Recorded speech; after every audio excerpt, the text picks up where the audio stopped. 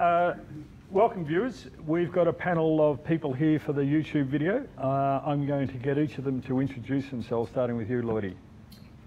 I'm Lloyd Iacarino, the current head coach at Vermont South Bowls Club. Max Goldsmith, Division 1 player. Just a player. Chris Omar, a Premier League player, group player and former coach of Melbourne Bike Club. Dean Milner, Heath Monk Bowling Club, Premier League. Dan Miles, coach of MCC, may happen to be number 6 ranked bowler in the tournament currently. Rowan Sharp, head coach at Dondell Bowls Club, have played Premier League. Danny Simmons, head coach at Coringal Bowls Club, played Premier Division for Yarra Glen. MCC coach and Premier League player. Name? Scott Michon. Hi everyone, so I'm Lachlan Tighe and these are our gaggle of experts who are going to respond to panel questions. In other clips we'll be doing practical sessions. The weather today is lamentable, but that's the way it is.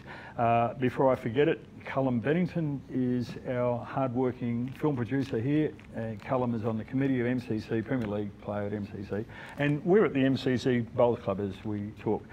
This is the first of about 10 questions. This is a free-for-all. There's no one view, but this is the first question I'll ask them to kickstart. Selection is a prime tool to enforce and enhance competitive culture, in my opinion. Coaches are simply a secondary tool in service to service a player skill towards the club goals. That being agreed to, should selection criteria include compulsory team training? I'd like you to discuss that. And we might even start off with Danny, who's been fortunate enough to have some great successes the past 2 years. Okay. No, I don't believe it should be compulsory. I think the two things that are important for someone to show up for training is, one, they have a genuine desire to be better, or they're an experienced player who want to contribute to the group being better. And if someone simply shows up because they get a tick in the box as part of being selected in the top side, I prefer that they didn't come. They'd better be a good player on the day, on Saturday, to stay in the top side. But if they genuinely don't have an interest in getting better, it just brings the whole group down. Dino, you've just coached successfully this season? Similar to what Danny's just said, I don't believe that we as an amateur club can enforce players to attend training. Obviously in a Premier League where there are paid players, you can have a different approach to it. But as Danny said, you need to be having a mindset around improving your game, developing skills and being part of a team-based training regime. Okay, now let's start reactions starting here and go right across with you two guys already having given a view. Well, last season Premier League, I think when you're trying to achieve the side goal, I think it's important that everybody gets there to practice to understand each other's strengths and weaknesses, work on them inside rigs and as a team, as one unit. Pup? I don't think it can be compulsory because some players through work, for example, can't attend training all the time. It would be great if all the bowlers did attend training, but it would only be successful if training is at a higher level of intensity. Dan?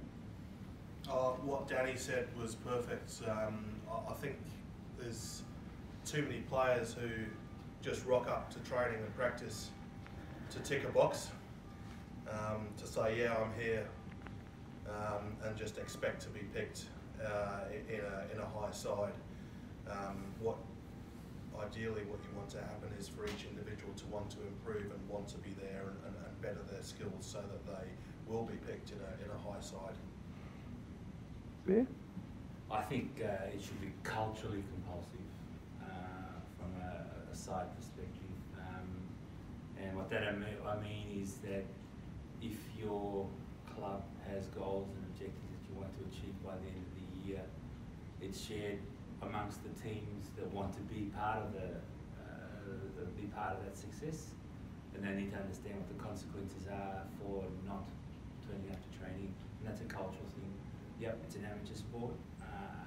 Definitely, it's one of those sports where you can get away with for a period of time, not training and not being part of the training programs, but you will get caught out, and the consequence is that your teammates are let down, your club's let down, etc. So I think culturally it's got to be compulsory that the attitude and the spirit within the club is actually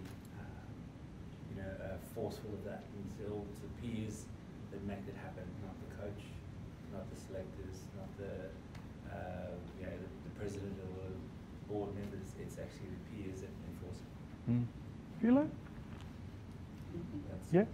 Selection? Well, I think everybody should have ideas what club they want to join, play, and what they want to achieve.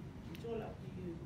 But if there's a lot of people play for money nowadays, and they've forgotten this is you're going to win and lose. You're going to take it. You must take. You lose. If people get, I seen one of the big competitions just finished not very long ago. That Matt was throwing right out from the green. I thought it was bad sport. Very bad sport.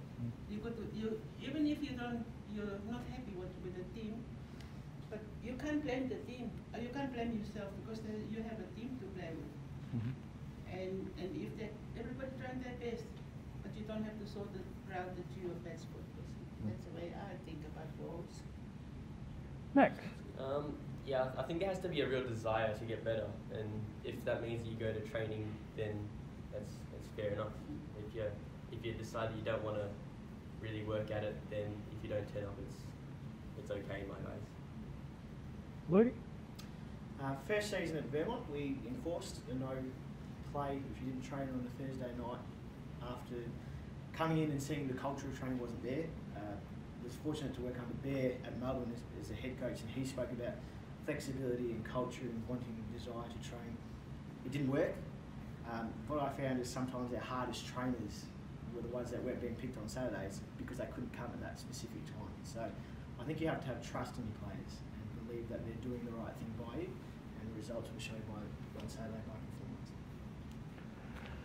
Okay, so you viewers have heard the 9 views of our panel on that hairy, hoary one called selection. Whether you want to see that as a criteria, compulsory training as a criteria, it's up to your club or your state or your region or your nation.